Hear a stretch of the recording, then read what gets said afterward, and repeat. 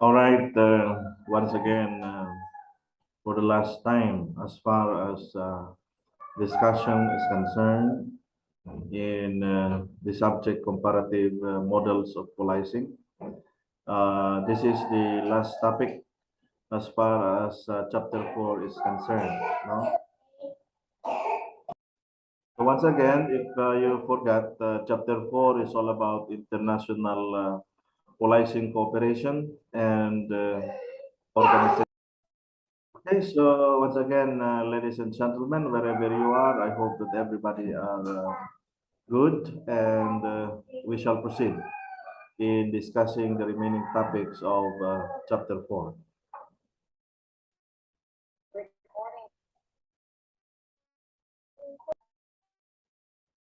Okay, ladies and gentlemen, let us discuss Aseanapol and Europol.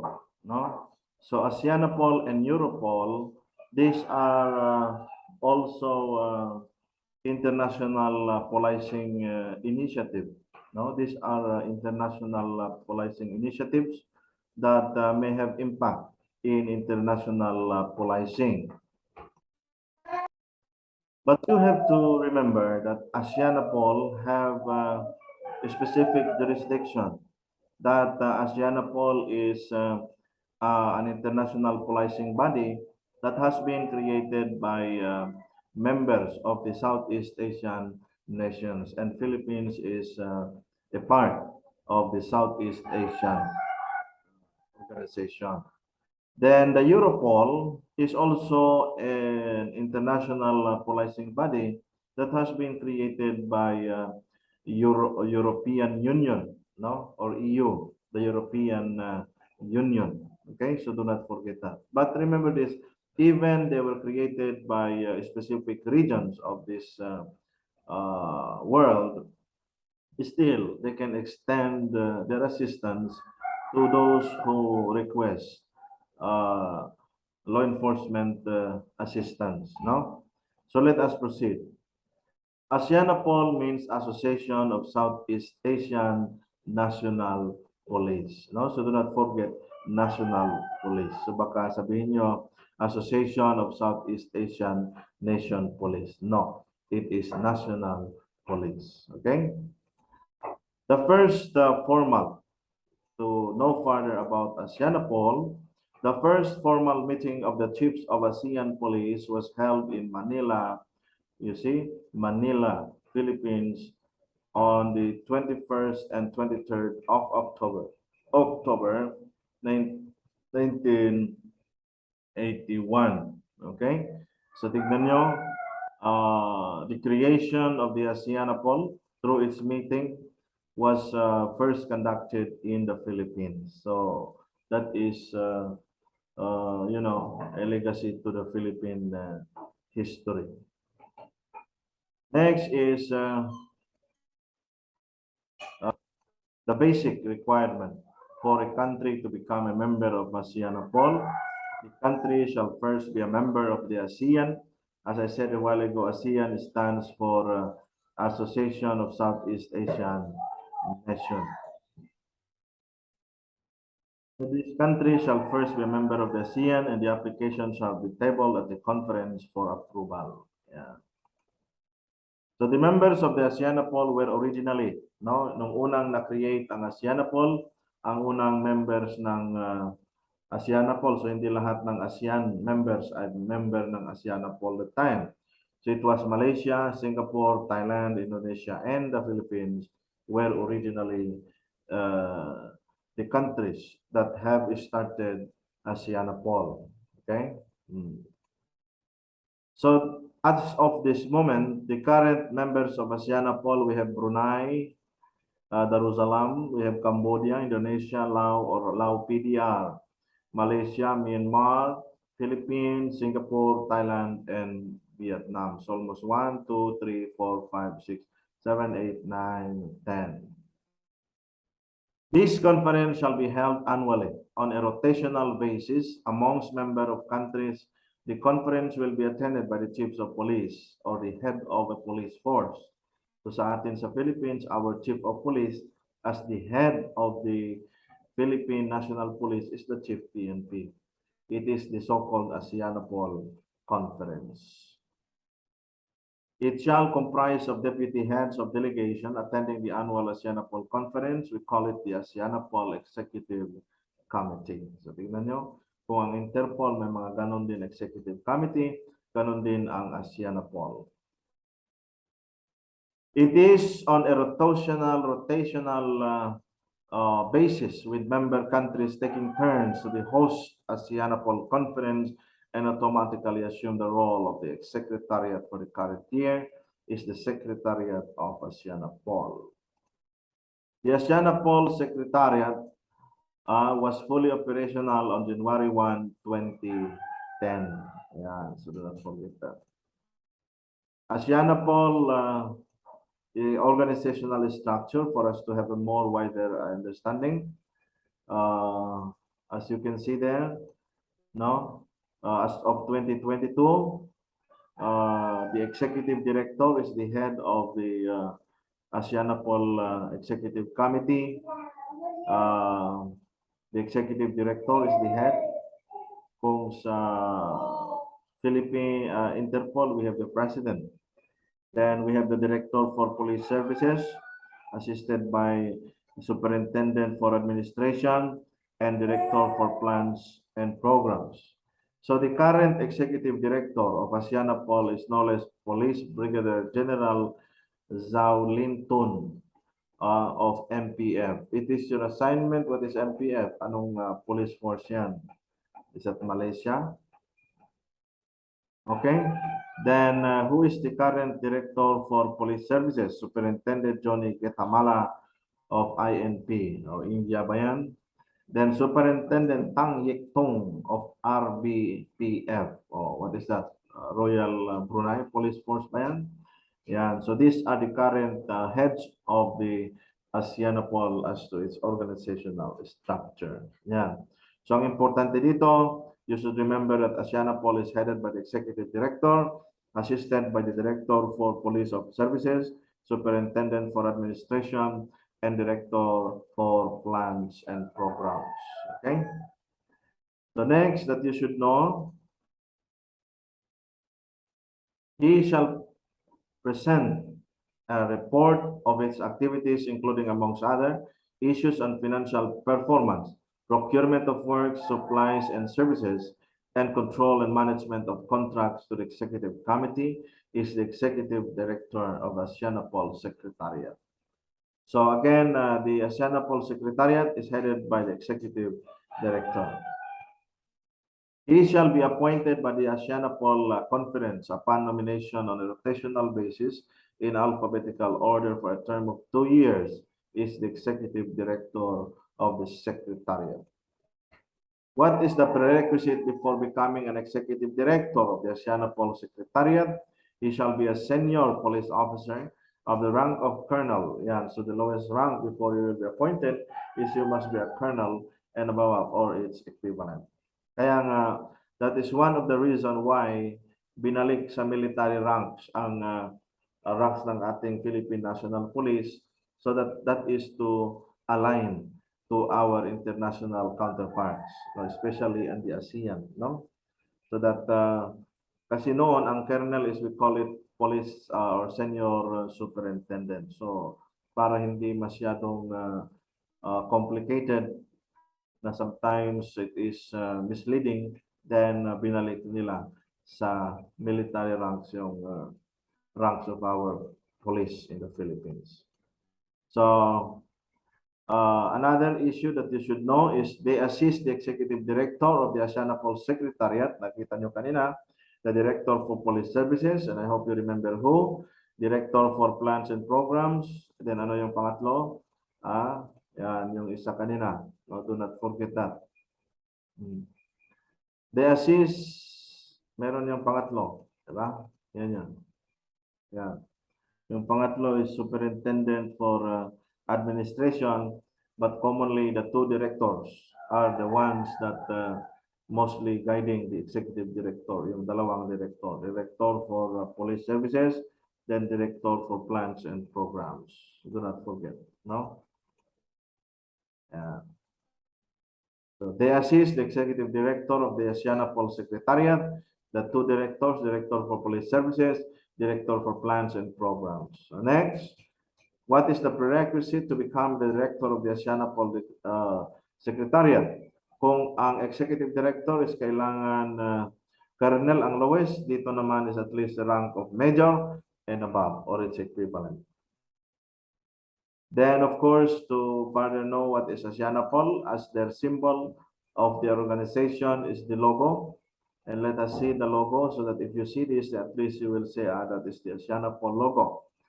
So the logo has its meaning. The shield represents the symbol of community protection.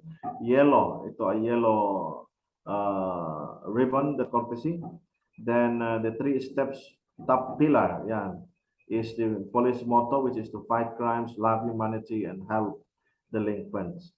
Then yung 10 steps naman dito, at the bottom of the pillar is the 10 ASEAN countries as members.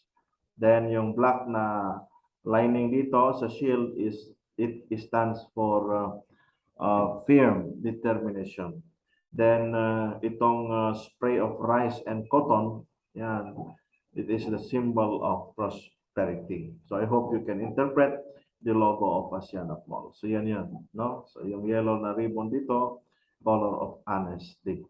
Yan. So yung yellow is honesty. Kaya sometimes wag masyado sa yellow, akala nyo masama, no? So do not forget that. So that is all about Aseanapol, no? So I hope you have a little knowledge about Aseanapol as an organization, and we must be proud of it because sa atin yan as far as Philippines is concerned. So in the European countries also, they have the Europol, and Europol stands for it is the European Union's law enforcement agencies whose main goal is to help achieve a safer Europe for the benefit of all EU. What is EU? EU is European Union. We have the European Police Office. That is yung complete Europol, no? Then when was the Europol became fully operational? It was on July 1, 1999. So mas nauna ang Aseanapol. So we must be proud of it. The current headquarters of Europol is in Hague, Netherlands. So do not forget that. Yan yung kanilang headquarters. He is the head of Europol, who is Europol's legal representatives and is appointed by the Council of the European Union. Yan. Katulad ng UNPOL, under yan sa United Nations. So ang Europol, under din sa European Union. And who is the head is the director of Europol. He is the current director of Europol. Yan. Rob Wainwright. Try to search if there is an update for that.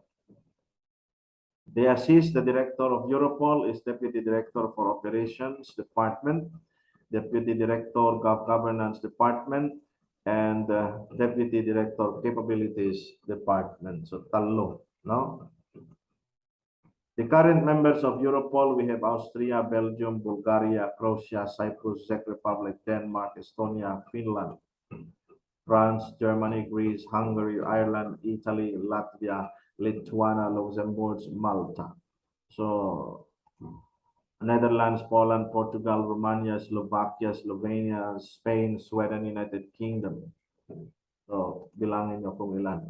Nabanggit na kanina. All right. So let us proceed on the Europol's operational activities.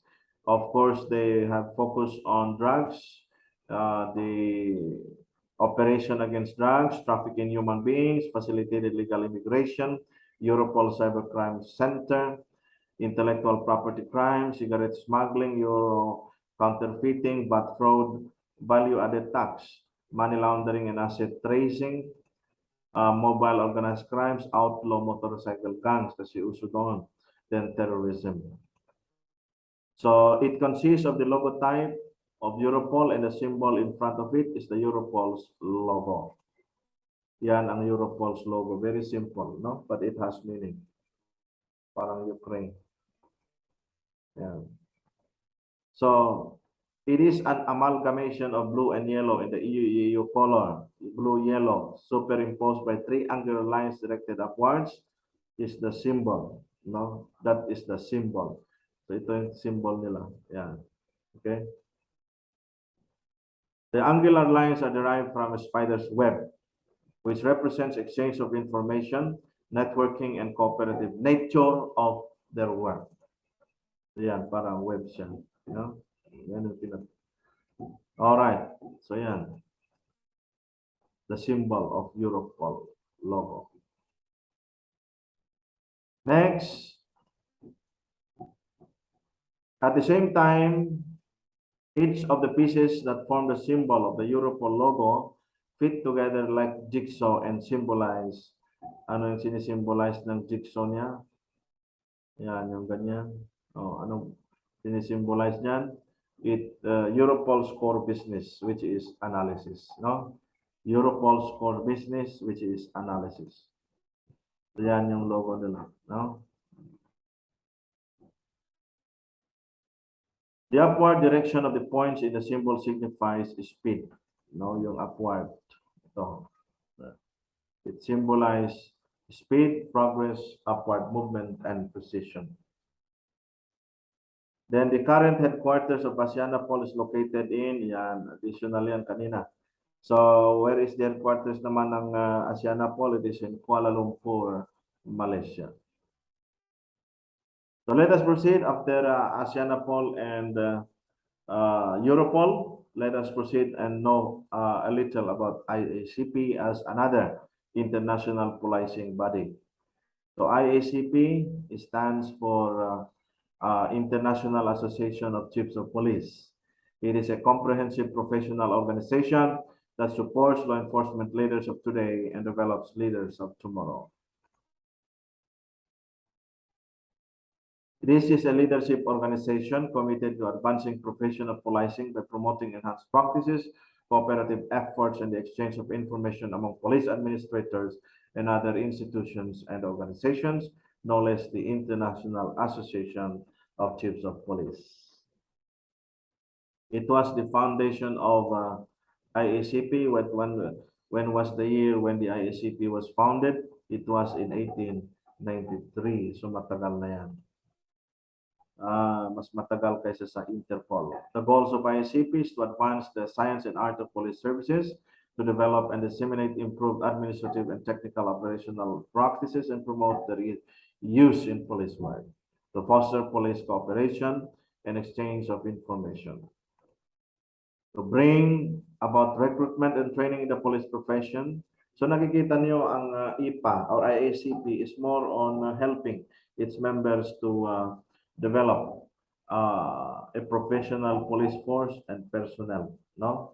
So yan yung focus itong IACP na ito.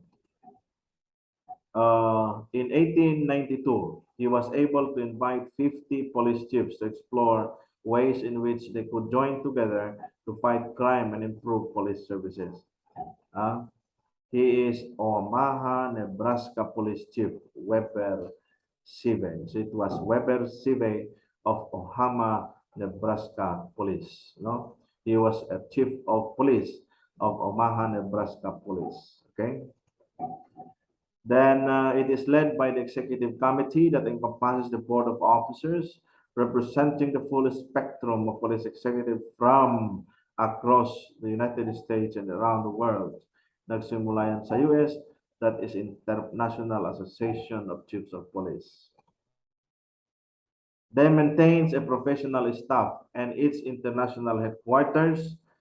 Who implements the plans and programs approved by the IACP leadership is the IACP, just the same. The 8 elected positions on IACP Board of Officers are, tingnan nyo. There is one president, which is 1-year term. There are 4 vice presidents for 1-year term. Then there is another vice president at large number 1 for 3-year term, vice president at large number 2 for 3-year term, and vice president treasurer for 3-year term. So do not forget this organizational structure of the IACP. Who is the first president of the IACP? Was Richard H. Sylvester. He is widely regarded as the father of police professionalism. The father of police professionalism is Richard H. Sylvester. He divided police procedure into arrest as a first degree, transportation to jail as the second degree, and interrogation as the third degree. Is the father of police professionalism in the name of Richard H. Sylvester. It is the world's oldest and largest nonprofit membership nonprofit organization with over 20,000 members in over 89 different countries, is known as the IACP. The current headquarters of IACP is located in Washington, D.C., USA. So nagsimula yan sa US. Yan ang logo ng IACP. Yan, makikita nyo dyan. No? So let us proceed on another international policing body, which is the IPA. So the IPA is considered the largest organization for police officers in the world. IPA.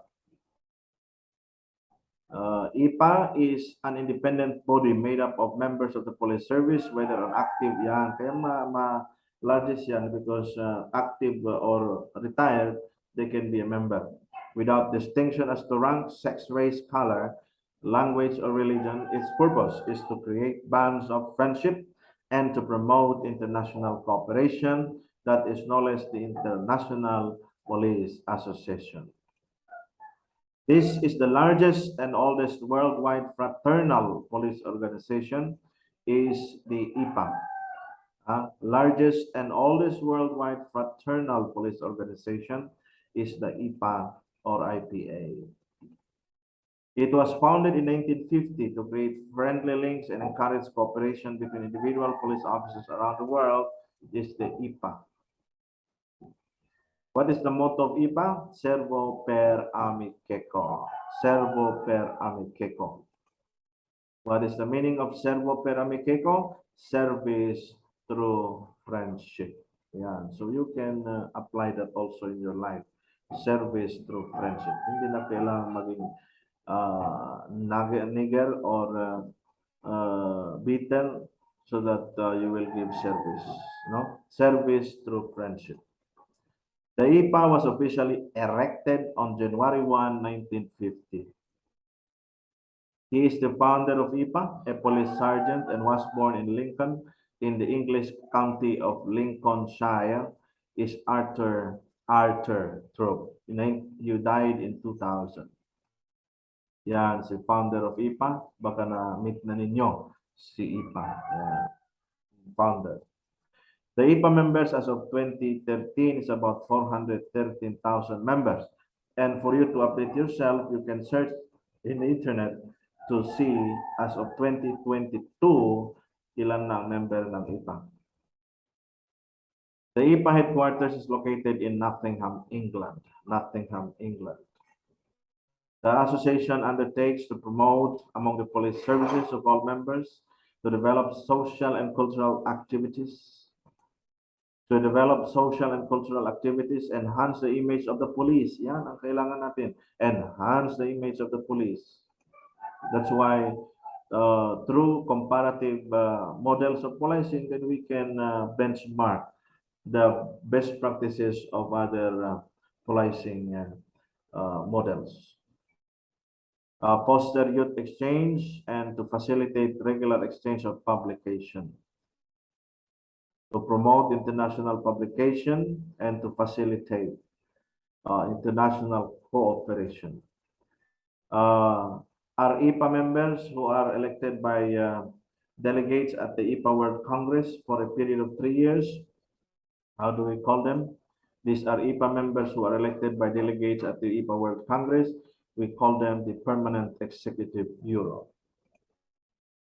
Is responsible for management of IPA and for implementation of decisions taken by the International Executive Council is the PEB. The PEB is composed of international president, 3 international vice president, international secretary general, assistant international secretary general, international treasurer and the assistant international treasurer. PEB members may be re-elected at the World Congress at the end of the three-term year. Yan ang logo ng IPA. Yan, emblem. Servo per amiceco. I hope you know the meaning of that. Details of the logo, the emblem in golden rimmed yellow dance, 8-pointed star bearing round earth map in light blue with dark red land masses and yellow grid lines under them, surrounded by golden rimmed dark blue ring bearing the lettering International Police Association in sans serif yellow capital, small yellow 5-pointed star at the bottom. And details of logo emblem, the whole is bracketed by two relatively small golden laurel branches. Yeah, so do not forget that. Okay, so